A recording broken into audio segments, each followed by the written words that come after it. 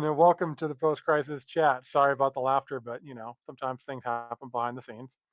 This is the Brave and the Bold edition. As always, I'm your co-host, Cookie, and with me is the always Harry, always present. Hey, what's up, everybody? It's Randy here. If you're a first time viewer, welcome. Please remember to like the video and please subscribe to the channel. Hit that bell notification so you can be notified next week when we upload our next episode. Yeah, it's such a small thing to do, but it really does help the channel grow, and we definitely want to make this sucker grow. So, hit it, do it, hit that thing. Um, and if you're not a first-time viewer, then we're going to want to welcome you back because we're always glad to have you here, and we need all the viewers we can get, and we are thankful that you're here. Absolutely. And please be advised that we are going to be talking about spoilers today, but they are decades old. So if you haven't read it yet, that's kind of your own fault. So the issue that we're going to be discussing today is Saga of the Swamp Thing 46, written by Alan Moore, pencils by Stan Woach, inks by Ron Randall, cover by Stephen Bissette and John Totlebon. And let's start taking a look at this cover. This cover is pretty good. I like the big brown tall tree looking elemental taking up most of the cover. The little guy next to him on the left looks pretty good too, with holes for fingers there and lots of fingers. I'd almost wonder if it was AI if this wasn't 40 years old. And that face in the waterfall is pretty creepy too. Yeah, I really like this cover. I thought that they did a good job for it, especially like if you're been reading along up until this point and you know what the name of this story is going to be. This definitely gives you an essence of what we're going to be getting. So it kind of helps hype you up a little bit. Like, okay, some cool stuff's about to happen here. Yes, we're getting into the meat of what Constantine has been warning Swamp Thing about for what the past 10 or so issues, maybe a few more even. Um, I do want to say, Swamp Thing on this cover, he looks okay. He's not all that detailed. And then the red eye on the creature on the bottom left is pretty cool, I guess. It's it's I don't know. Not the best cover we've had, but not the worst either. It's a little disappointing, considering it's Swamp Thing meeting the Parliament of Trees, and this is, something that's been built up for a while. I kind of wish we had a better cover, but it's okay.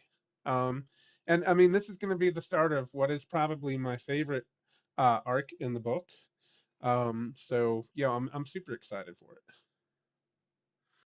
Yeah, I'm definitely intrigued to see what or I was intrigued to see what was going to happen to stuff. I don't know what you were expecting for the cover for the Parliament of Trees. I mean, did you want like Swamp Thing and like an old British style like trial with the all the trees with these like like white wigs and stuff and banging gavels or something? Is that kind of what you were hoping for? I don't know. Something better than this though. I mean, it's okay. It's not bad. It's not bad at all. I just we've had better covers. And we've definitely had worse covers, don't get me wrong. But Yeah.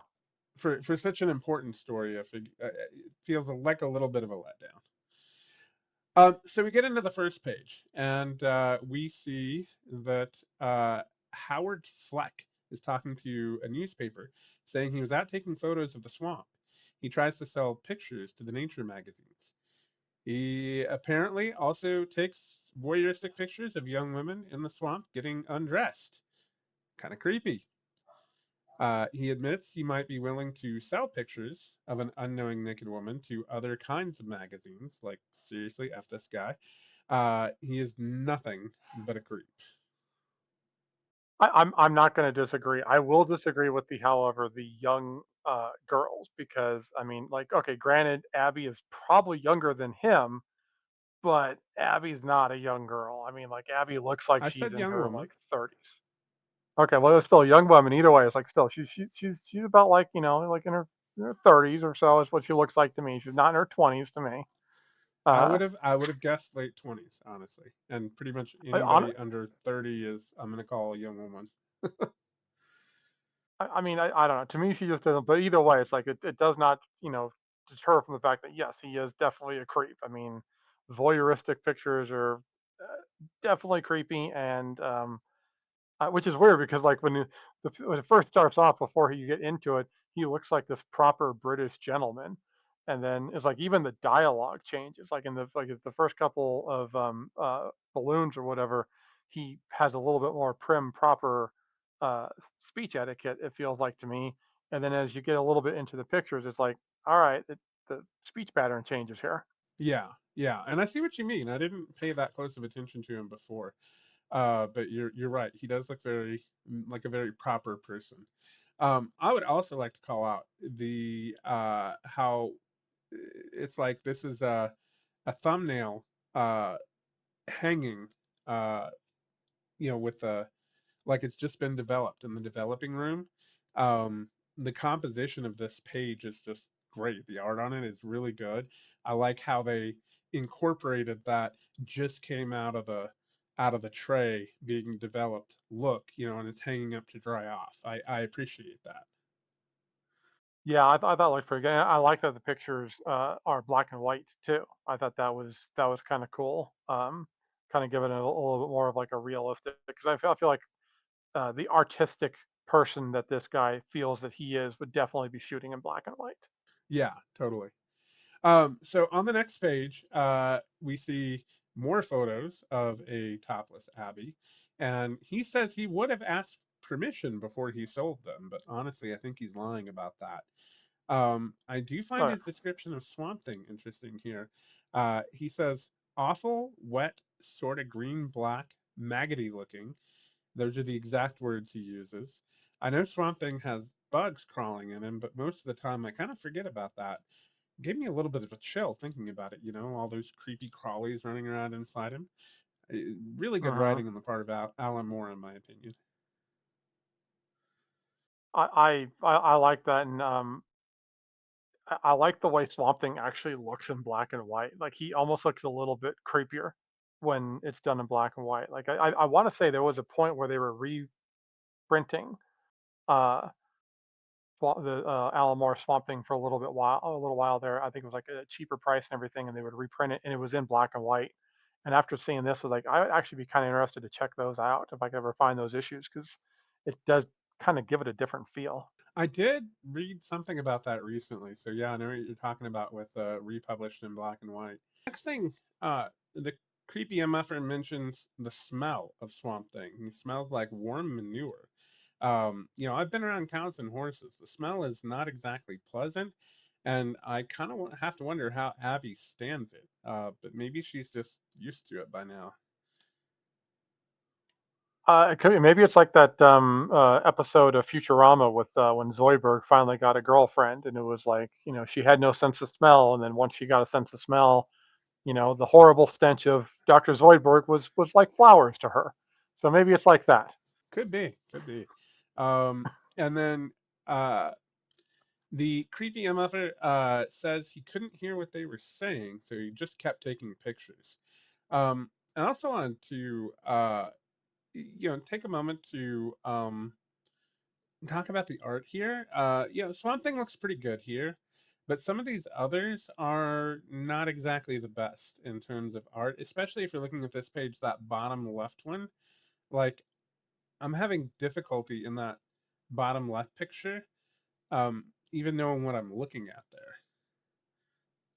Well, if you read the caption before, it's like he is kind of talking about how he was kind of like shaking as he was trying to steady the camera to get a clear Oh picture of yeah. Swamp I Thing. So I think that's I don't think I what they registered were that trying to the go first for. time around. Okay, you know what? That's fair. That's fair. Um, and then uh, when I compared the photographs he took to the colors in the Absolute Edition, I actually feel like the Absolute Edition was far superior in the coloring because in the Absolute Edition, the photos look like actual black and white photos because there's some grayscale there in the coloring, not just black and white lines, not just black lines on a white background. And normally I only like the absolute colors just a little better than the original colors, but here they are a lot better. And I know that's kind of a controversial opinion. I'm I don't have anything to compare to. I'm reading the obviously the single issue, but I do know that I am eventually going to have to swap over to either digital or get the trades or something of the absolute because like it's getting to the point now where like we said these are over 40 years old at this point. I mean these books are probably older than I am, which is saying something. Actually, no, I might be just a little bit older, but still, um, the starting to fade. Like I had some difficulty reading because the captions, a lot of the lettering and stuff was starting to kind of get a little fuzzy, even with glasses. So it's like I'm starting to see the negative side of newsprint. Gotcha. Ah, here we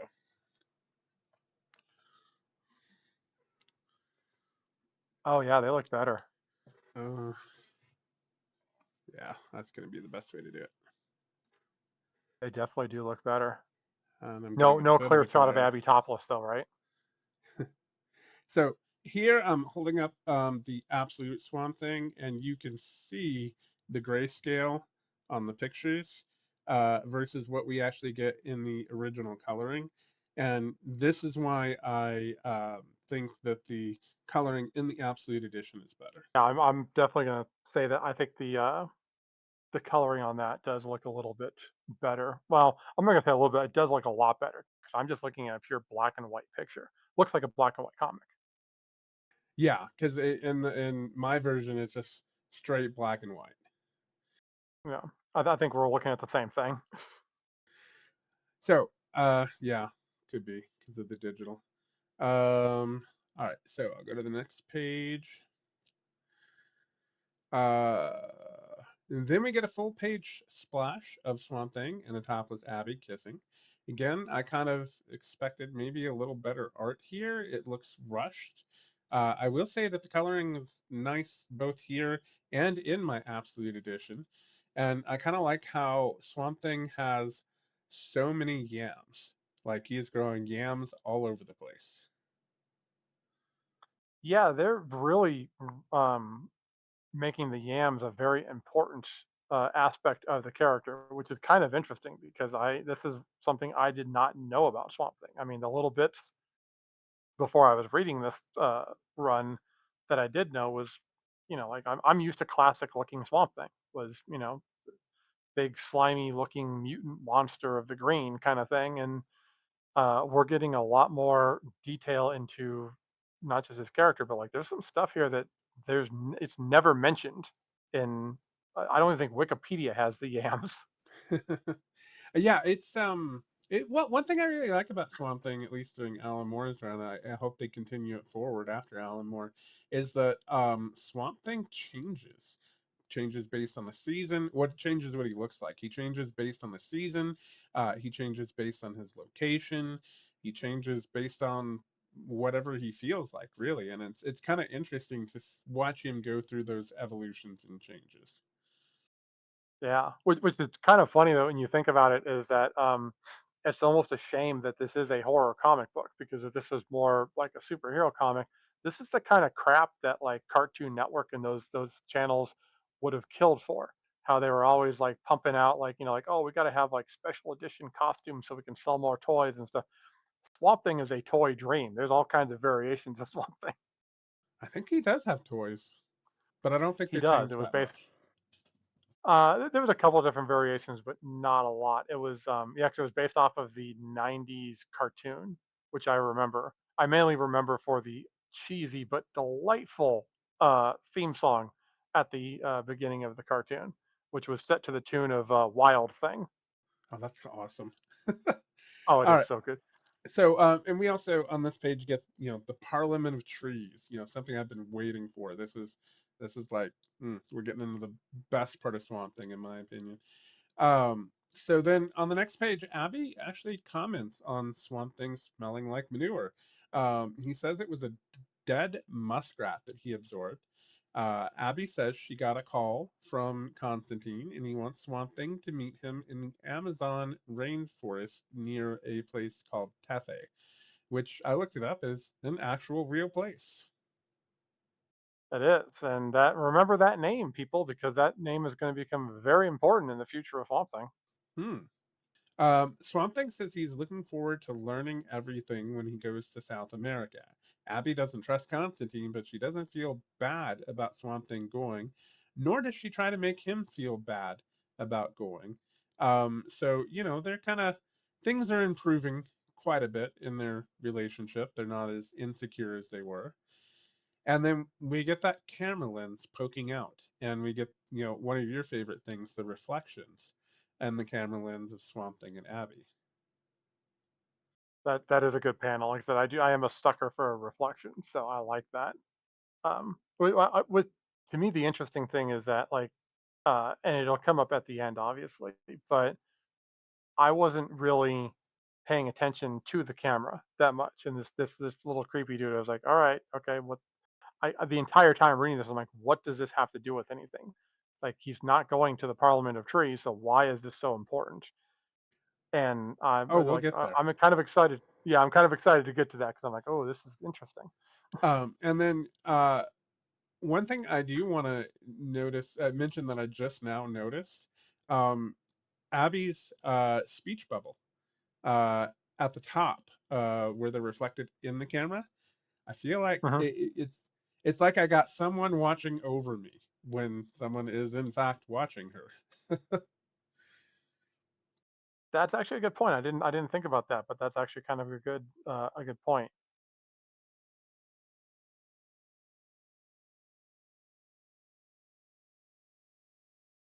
It's like basically three panels of the camera. Like the third panel in, you start to see the reflection, and then this like they kind of zoom in more of the reflection, uh, and then the full on reflection of the Swamp Thing and Abby. It's like that's nice pacing right there. I like when you get really good pacing in a book. It kind of like makes it feel more of like a story instead of just Yeah, random pictures thrown together. well, it's like an actual camera from a TV show or a movie, like zooming in. Yeah. Um, so then, of course, Abby jinxes herself by saying she's going to be fine and everything's been going smoothly since the Southern Plantation incident.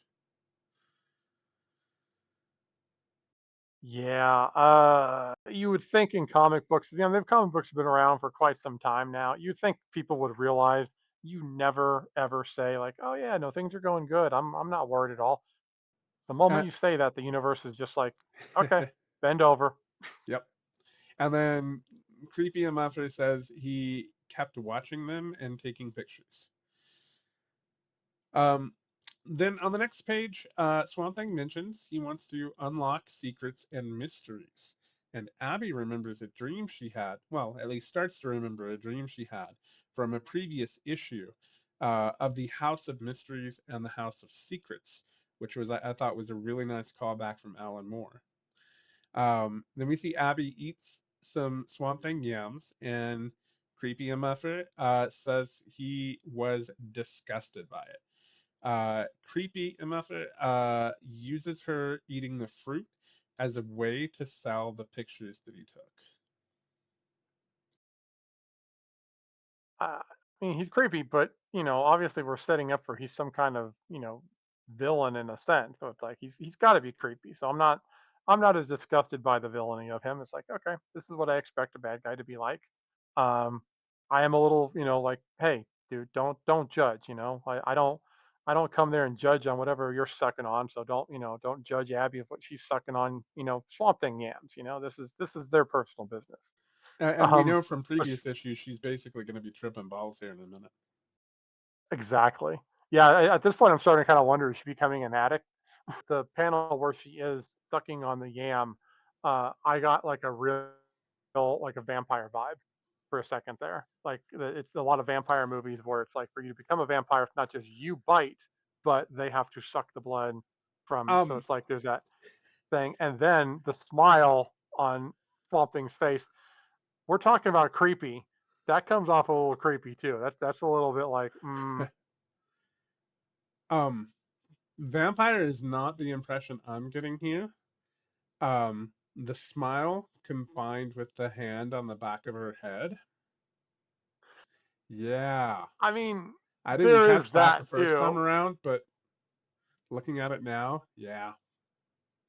There is definitely that too. I mean, I'm not gonna be surprised if they kinda threw that in there as like a little, "Hey, can we get away with this?" And they obviously did. I mean, there's no comics code on these, so sure, why not? Um, and then I do want to point out that creepy dude says pictures like these, I could take them and sell them anywhere. And then on the next page, we get the caption anywhere in the world while looking at the world. Uh, and Swamp Thing talking about how he's going to be able to grow himself wherever he wants to. Uh, and then so Swamp Thing heads into the green and makes his way to South America and grows himself up next to Constantine. Yeah, I got nothing for this one. Okay, we'll move on to the next page. Let's see. Constantine says he just got dropped off and has been trying to keep the locals pacified.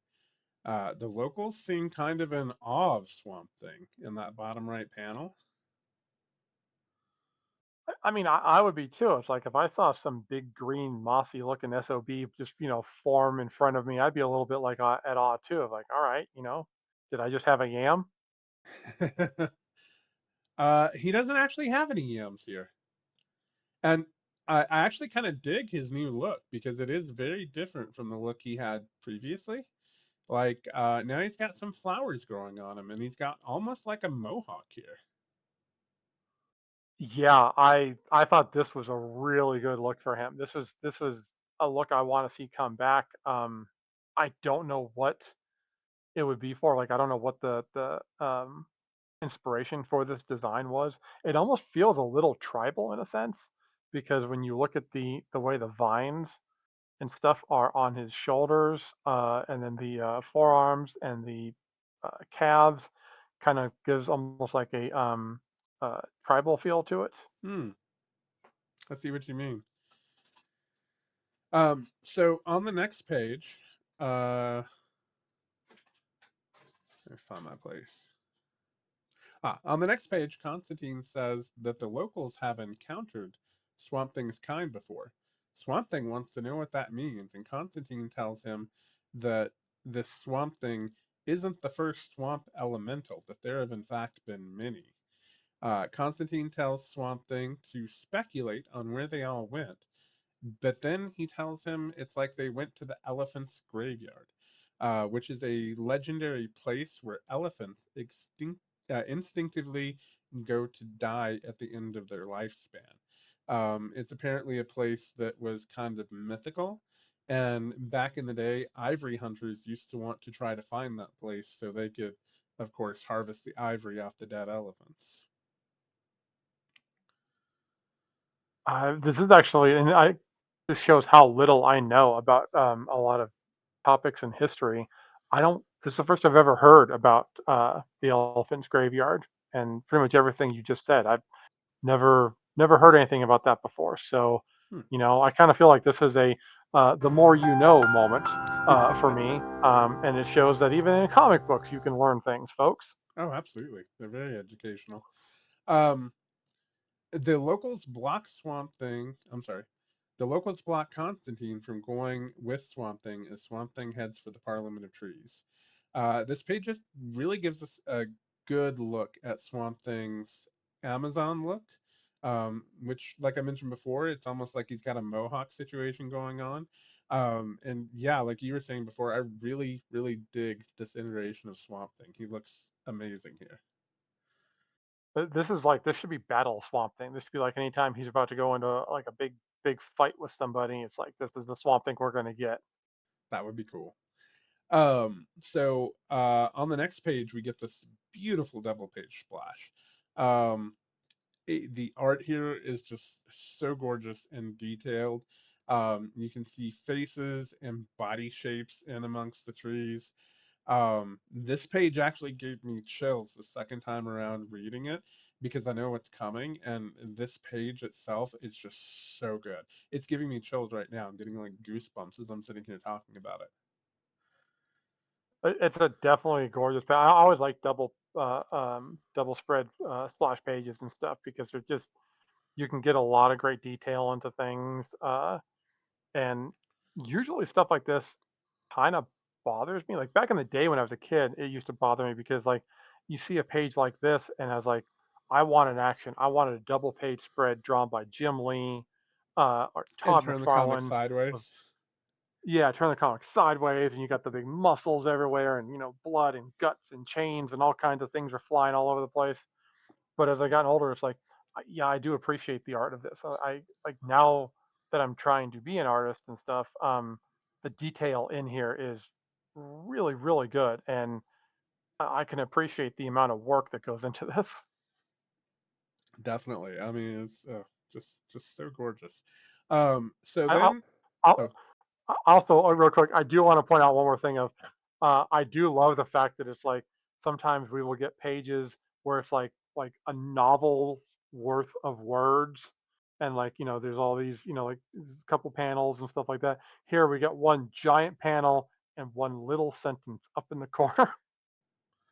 yeah, I what no, it's I think it's perfectly presented this way. It is, but I like that. It's like that kind of shows to me that shows the contrast in comics of like how to me it really does feel like it is kind of equal at times of art and writing how important they are because yeah, too many words on this would have ruined it.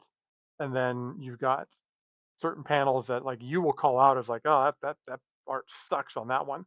But then you'll have really great story going on in those panels. Yeah, it's a trade-off sometimes, but always enjoyable. So next we get oh, sorry. So then, Swamp Thing stands in the Parliament of Trees, and he is in awe. He has a sense of nostalgia, familiarity, and deja vu all at the same time. He knows this place. Swamp Thing notices a model airplane hanging from the branch of a tree, which is kind of strange to me. And at the time I was making notes, I had forgotten a little bit of this, what I had read, and I wondered if this was a throwback to older Swamp Things comics. And I actually even put in the question, Cookie, do you know anything about it? But I think we're just going to leave it there for the moment because we're going to find out about it here in a minute. Yes, I'm very curious when we get to it because there's some stuff that I've noticed in this that I'm curious if you picked up on. And then Swamp Thing wonders if he is home. Could this be his home? I mean, I would assume it is. I mean, it's he knows he's going to talk basically to either trees or like he doesn't exactly know who he's here to talk to, but he knows he's here for something. So I mean, it's this has got to be like the birthplace of the elementals or something.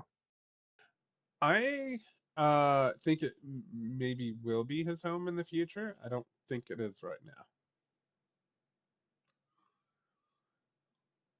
It's a good point. Okay, I can see that. I mean, I don't know.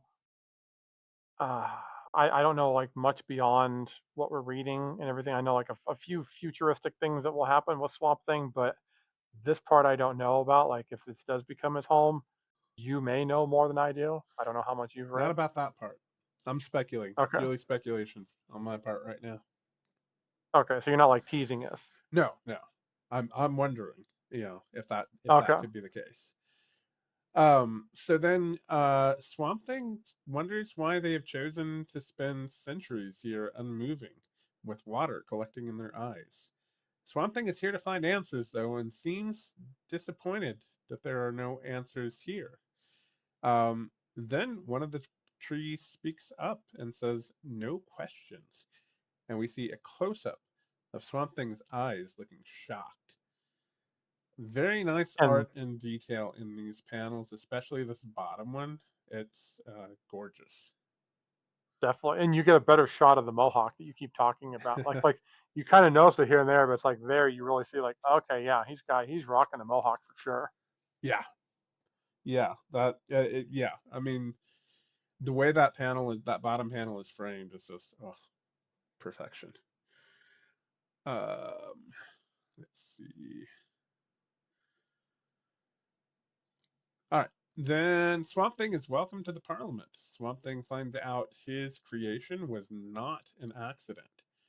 Alex Olson, who is speaking to Swamp Thing, is the original Swamp Thing from House of Secrets number 92, which we covered in the reprint of the Swamp Thing 33 in a previous episode. If you'd like to know more about that, you can check out that episode. Then we hear the story of a past swamp elemental who died in a fiery plane crash. It seems swamp elementals always die in fire. And that is where the plane hanging on the branches came from, a reminder of the former elemental's wife. A reminder of the former elemental's life. The elementals all end up in the grove with the parliament when their end comes about, and they want to know if Swamp Thing is there to join them in their rest. And on a side note, we see mention here of Albert Haller, the pilot, and I actually was looking into it a little further, and he's going to appear later on in Swamp Thing after Alan Moore's run has concluded in the book. That could be interesting because I believe that is, I believe that's a nod to another comic book character, actually. Okay. Are you going to tell us about it? Yeah, oh, and this is just like I don't know for sure. I only know limited amounts of this, but I know uh so uh Almore, obviously, he wrote a book called Miracle Man for over in Britain and everything like that, and a company called Eclipse published it over here. So it was Marble Man over in Britain, came here, it was published by Eclipse's Miracle Man. Well, Eclipse also had the rights to a kind of a golden age, I believe it was golden age character called Airboy.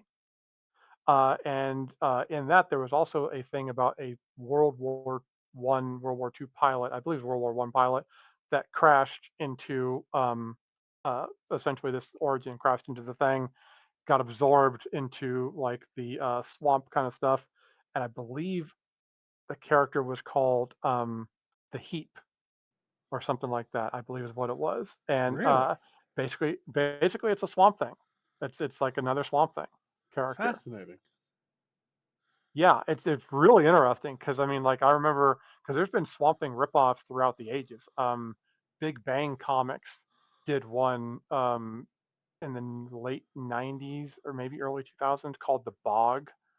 So like every company essentially has their Swamp Thing ripoff. Marvel's Man Uh, Thing. Marvel's Man Thing is a big one, but I remember uh, it was that was the one that I'd heard of the first. Well, actually Man Thing was first. Then I'd heard of this one because my brother was kind of getting into the Eclipse stuff, and I remember seeing the picture of that character. I was like, dude, that's Swamp Thing. Interesting. I'm gonna Yeah, have to look into that further because that is really interesting. So Swamp Thing says he came seeking answers, and the Parliament tells him to sit, be still, and listen, with his mind connecting to their mind. And that bottom right panel, we get like an almost shocked, big-eyed Swamp Thing when he connects to the Parliament mind. Like, holy yeah. crap! What is this immense amount of knowledge that is coming into my head? I like that the image because it does kind of says, especially like once you kind of go further into this story, that really does, like you said, it that shock. Um, so it's a good setup panel for what's about to happen. Yeah, it is. So going on to the next page, um, Swamp Thing says he feels small next to the Parliament. And he goes through the lives of some of the other elementals. All of these elementals will come up later in the run after Alan Moore gets done. In fact, one of them shows up in the recent Poison Ivy run by G. Willow Wilson. The one called Bog Venus is in the trade paperback for Poison Ivy, the most recent one that just came out. So this page right here is setting up literally decades of comics. Wait, hold on. Let me pick up my chin off the floor as I like recover from the shock that once again Alan Moore has written something that DC has basically like mined for gold for years and years and years. 4 decades. Yeah, I mean this is for some reason it's like there's just something about Alan Moore stories that people will just go back and be like, you know what? We can probably knock out about 40 more years of stories just going off of this one particular book. Right? Um, Albert Hollerer the mentions a German phrase in his version, uh, which translates to "Silent Night, Holy Night." Jack in the Green appears later in a Neil Gaiman story, and also appears in Hellblazer. That's the red-looking guy in that middle panel there, and this version of Swamp Thing is based on a popular depiction of the Green Man, who is really big in the UK. He's in lots of old carvings and buildings and things of that nature from buildings that are like more than 1,000 years old. And he supposedly has some kind of connections to the Druids, based depending on which history you're looking at. There's some really good videos on the Green Man out there on YouTube that I happened to watch a while back, just completely unrelated to this. They just happened to come up, and I said, "Oh, that's interesting." So it was really cool seeing that depicted here, 40 years ago. Huh, that's intriguing. I mean, that's what I like about I'm gonna say I'm gonna go ahead and say the British writers of the 80s and 90s in comics was that they they really kind of delved into history and a lot of like stuff outside of comics because so like pulling the curtain back a little bit as I read this issue today to prepare for this recording, and I had about like 30 minutes to kill or whatever. I was like, you know what, I kind of want to read some more older comics, so I pulled out New Teen Titans #1, started reading that and everything, and it's good. I'm not going to complain. I mean, I enjoy it. It's fun for what it is, but it's like the comparison of like okay, you got these alien like stereotypical alien stuff going on. The computer panels and the slide door pod bay. And it's like that's typical what you would see from the 80s and 70s science fiction. To this is like, dude, you're pulling on some like ancient mythology and fast like stuff that's like you can go like if they had Google at the time, there's probably kids picking this up at the newsstand and like hitting Google like, what the hell is this? Yeah, well, I feel like if you want some more of that and other DC, maybe check out Wonder Woman. Um, Perez's Yeah. Wonder Woman run, that my gosh, it never ends. It just keeps going and going, and there's so many words, so many. Oh, oh, oh yeah. No, Perez's Wonder Woman is like I've read the I got like the first trade somewhere and I picked it up and then I started reading it and I mean it's good. I mean it's one of the reasons I got into Wonder Woman and it's like you said, very wordy, gorgeous artwork, and fascinating story, but my God, it takes forever to get through. Yeah, well, I'm to the point where I'm about skipping about half the words and having no problems following the story because the art is so good. Yeah, that's what's cool about that. You get good art, and then you don't even have to read it sometimes. Yeah. So then on the next page, Swamp Thing shares their knowledge and realizes how human his thinking has been, and how powerful he really is, and how many things he can do that he never thought about, including potentially time travel.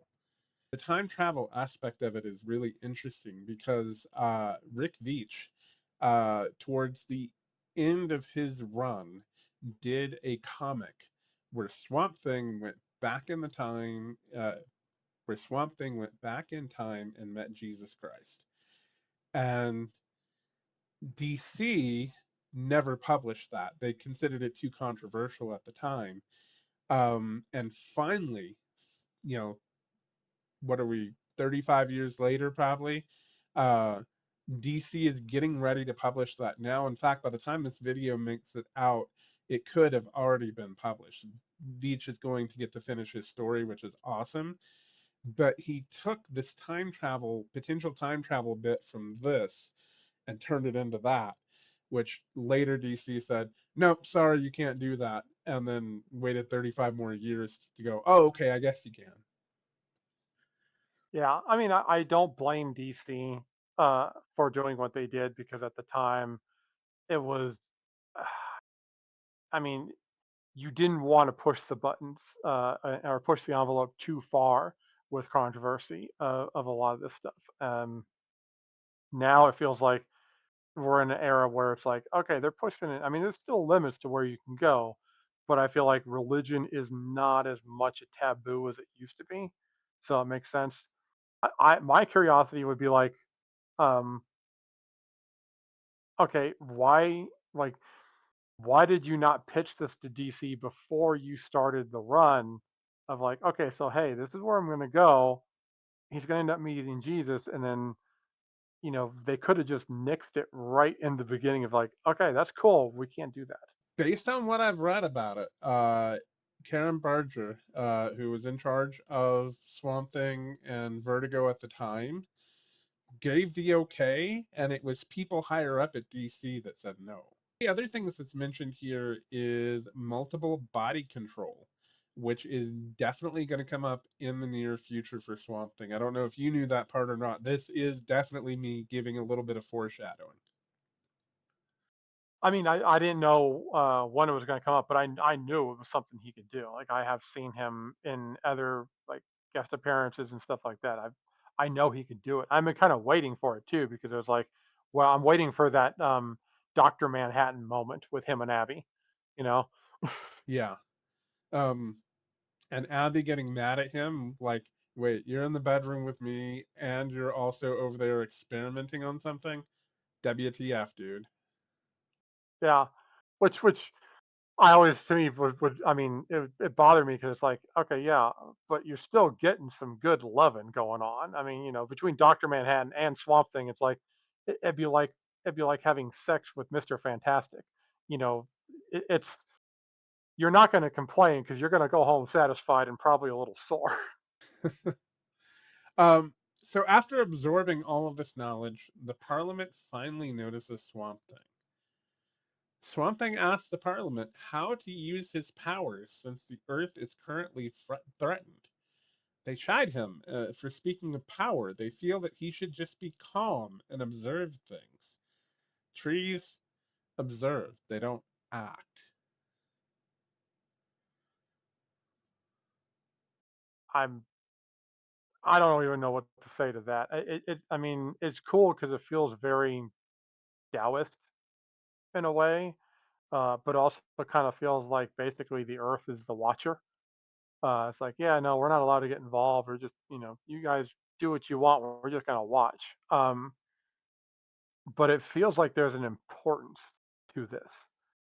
Like, I'm not sure. I mean, like I said, we'll have to see where it's gonna go. You know more than I do, but I'm kind of curious. Is Swamp Thing missing the point? Like, is what they are what they saying important, and this is what he should be doing, or are they just very glib and don't understand? I didn't think about it till you phrased it that way, but this is 100% foreshadowing. We'll get there though. We'll get there. It's again part of my favorite part of my favorite run that we're coming to is going to be um Swamp Thing is going to reach the find out portion of our situation after he does the first part. Anyway, we'll get there. We'll get Okay, there. It's coming. Um, all right. so next, they shove Swamp Thing out of the Parliament, refusing to speak with him further. Uh, that's pretty harsh. Um, Swamp Thing is confused, and the one tree who still remembers how to talk says Swamp Thing was told to avoid power and he should listen to that advice. And then Swamp Thing leaves. and we get a nice shot of his butt there in that bottom right panel. Yeah, those are some glorious cheeks right there. That man's got a butt you can bounce a quarter off of. It's Um, I honestly think it actually is kind of a showing the fact that he still thinks very much like a human because he thinks he needs to have a butt because that's where the waste comes out. But he doesn't really produce waste anymore. He incorporates waste. So, believe it or not, I think this panel is actually, while it's not the most detailed in the world, the panel itself is telling a story. Swamp Thing is still very human centric, despite all this knowledge he's just gained. So, Swamp Thing comes out of the parliament and relays to Constantine what the parliament told him. One of the questions was, where is evil in the wood? Swamp the sorry. Constantine says he knows exactly where the evil is, and that is where they are headed for next. For more on that evil, see our last episode where we go in depth into what that evil is. and that is definitely some evil. Like that, I still think about some of the graphic elements of like basically the coming villains of this. Like there's some creepy dudes. Oh, then on the next page, we get a recap of what some of that evil actually was. We were told in the last issue that it includes that they wear waistcoats made out of human skin, and they are planning the destruction of heaven. Constantine has people meeting him and Swamp Thing at this new location, the same people that were with Constantine at Newcastle. And we know from the previous context that Newcastle went very badly and a child died, and that child's soul was dragged off to hell by a demon. I'm not 100% if Swamp Thing got that much into detail, but in his own comic, Hellblazer, Constantine does get that much into detail. A young girl's soul was dragged into hell, and it was Constantine's fault. Um, Swamp Thing seems very sad that he was cast out by his own kind. I would personally feel pretty bad if my D&D group cast me out. So, I can kind of understand why he's feeling that way. I could, I guess I could get it. I mean, it would depend though. I mean, like he just met this parliament of trees, so it's not like they're old drinking buddies or anything. These are kind of uh, new people. But then I guess I could understand coming from, especially from a lot of comics do this, where the main character is considered a freak among quote unquote, normal people looking for his place in society. Swamp Thing did essentially just find his place amongst the green and other elementals. So I could see where the depression would set in if it's like they don't want me. Last comment you made actually made me think of something really interesting. The green and the parliament, the hive mind of the parliament and the green, are completely separate places. Swamp Thing feels comfortable and, hey, at home in the green. He did not feel comfortable and at home with the parliament of the trees. So I wasn't alluding to anything earlier when I said I don't think this is Swamp Thing's home. I was thinking maybe wherever Abby is probably Swamp Thing's home. But I'm gonna even kind of reset that and say the green is Swamp Thing's home. Which would make sense. Well, especially because if these are basically, we'll call them retired elementals, um, they all had the same connection, probably to the green. And this is kind of the graveyard where they're going to basically be. Uh, I don't know if an elemental dies or what it does, but it's like this is kind of their retirement home in a sense. So it almost feels like, yeah, this wouldn't be his home yet because he's still alive, and also him getting cast out would probably be a good thing because, like, dude, you're not supposed to be here yet. You're the current representative of the green. So it's like you would not feel comfortable here yet because you still have much to do before you come here. That's a very good call. Yeah, definitely. Go back to the newspaper office where creepy MFer has is getting pushed out of the office, kind of like how Swamp Thing was pushed out of the Parliament. I didn't catch that connection till just now either. He's being pushed out of the office and told that the paper will call him. The paper came very close to not using the pictures of what they call, quote, the guy in the suit that they're pretty sure that they can see a zipper on, Swamp Thing, because he has a zipper. Um, they also mention how awful Swamp Thing's anatomy is. But then one of the newspaper men recognizes Abby from the school that she works at with the children, and they decide they should publish the pictures from a parental concern angle. Think of the children. Once again, gross. Um, I know when they started talking, when the guy started talking about like how bad the anatomy on Swamp Thing was, it was like, what the hell is Randy doing in this comic?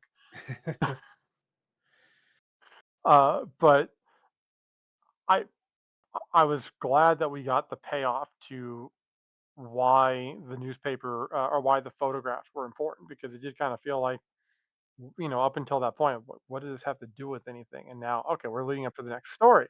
This is setting Yeah, up the best arc in the comic book. From Alan Moore's portion of the run, we're getting to the best part, in my opinion. I'm very interested. I was for a brief moment I thought the paper he was selling the pictures to was going to be like the Daily Planet or something. The way they were kind of doing the mystery until we got to this last page, and then I was like, okay, so I don't. These guys obviously aren't the Daily Planet because I don't know any of them. And then apparently they're in Louisiana since the guy knows Abby is a teacher at the what is it, Elysium, I think it was called. Elysium, yes, that's the school she teaches at, and yeah, teaches at. Yeah, but it's very interesting. I'm they've got me hook, line, and sinker on this. Of especially now after what you're hyping up of this is the best story arc uh, to come. So I'm really really hyped to find out. All right, what's going on here? What is going to happen? I'm looking forward to it. Um, so overall, this issue was okay. The art was okay. Um, We were hoping to get some big reveals with the Parliament of Trees. We got some small reveals. I don't know. I guess it's pretty big that you know, there's been lots of Swamp Things in the past, but I feel like we already knew that as readers. Swamp Thing is just finding that out for himself for the first time. Um, Maybe that's like a medium thing, not a really big, thing that we're gonna find out. Um, it was cool that we get the introduction of characters that we're gonna see in the future. Bog Venus, the World War I pilot whose name I can't remember off the top of my head at the moment. But we know all of those people and creatures, they're coming back. Like I said, Poison Ivy's being telling a story right now that involves Bog Venus. That's so cool. I had no idea there was that connection there until I started reading these two, and I'm like, oh, oh, oh, I know who you are. I've been reading about you. That's that is pretty cool. Like I said, so I meant to bring this up earlier, but did you happen to catch the company crossover? I think it's an unintentional company crossover, but there's a crossover. There's a character that appears in this book that probably should not have been there. No, I didn't. Who is it? Bottom right panel, in the corner of the very bottom right panel, you'll see his face. You don't see him? Oh, is that Man Thing? That's Man Thing. Oh, I noticed that face, but I didn't pick it out. I'm not as familiar with Man Thing. Um, I mean, my familiarity with Man Thing is pretty much those memes that get posted on the internet, giant size Man Thing. And so that's pretty much where I know his face from. So I didn't catch that.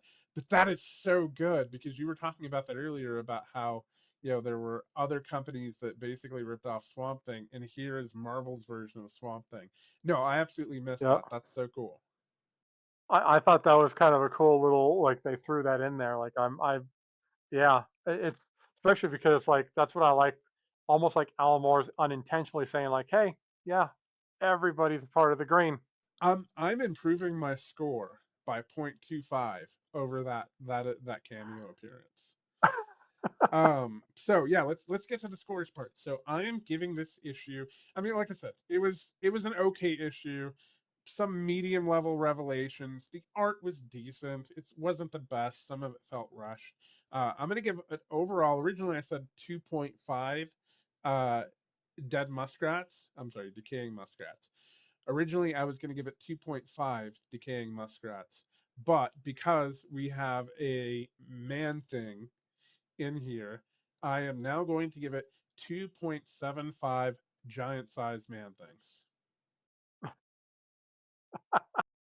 All right. I'm gonna give it a three. I'm gonna give it three giant sized man things because it was um yeah, I was a little let down because I was expecting a little bit more from the hype of the Parliament of Trees.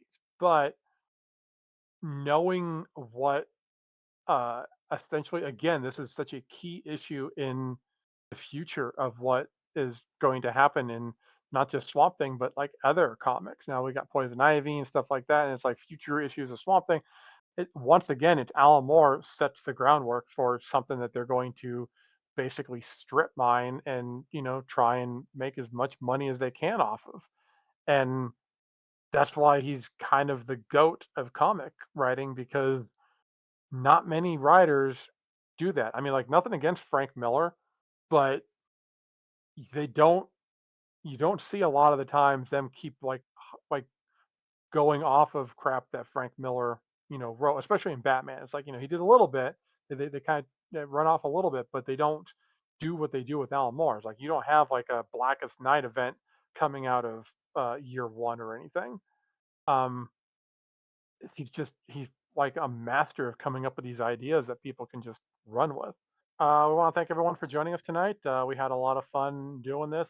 We hope you guys had a lot of fun watching us because as you know, we do this for the love of the comics. And if if that last little bit of us going off on the tangent, is that the word I'm looking for? Tangent, yeah, tangent. If that didn't get cut out, then you definitely see that we love the comics medium. Um, We do. Sorry, I didn't mean to interrupt, but it sounded like you were about to say. no, no, no, no, no. It's okay. To your point, your part now, anyway. So Very good. So please join us on our Patreon, where we have our post-crisis chat book club for our members. We let our patrons get their say on the book, and we'll read some of those comments on the channel when we do the recording. You can also find us on Blue Sky. The link is down in the description. yes, and speaking of the description, hey, don't forget to check the description for the links to our Amazon affiliate page. You can pick up the book we are reading tonight, or that beautiful book that Randy is currently fondling. It comes in different formats. We got absolute, we got collected editions, you got hardcovers, soft covers, you got everything you can get. And you know what? If you purchase those on the Amazon and you use our affiliate, we get a little bit of that kickback. And the beautiful thing is it's not going to cost you anything extra. Oh, that's the best part. You don't, yeah, So, go ahead. if you could please give the video a like, a subscribe to the channel, comment on this video as soon as you see it. Those things really help support and grow the channel. Yes. And then I guess the last thing we got to do is we just, we got to make sure we give a big shout out to our editor, the Nacho King. Without you, man, we could not do this stuff. We would basically just be sitting here talking to ourselves about comics and looking like crazy people. We don't do that now. Anyway, thank you, Nacho King, for everything that you do. You are the best, my friend. Yes.